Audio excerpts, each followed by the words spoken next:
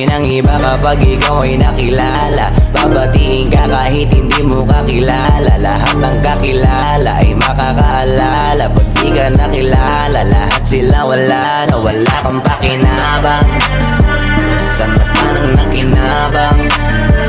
Pagkatapos makinabang, wala ka ng pakinabang. Honjo, kala mo'y okay na? Kasi nakatulong ka. Binigay ng lahat ng gusto at ultimo luho niya. Kaso paano pag gumuho ka? Di wala ka na madukot sa bulsa, tablado ka na, may kaso ka pa sa kapupunta. Talagang ekis kahit san mo patitigan. Ikaw pa yung huhubaran pagkatapos mong bihisan. Mga dugyot ang pagkatao, walang kalinisan. Pagkatapos magsipag lamon plato, biglang iiwan. Mga hugas kamay lang pero hindi yung pinagkainan.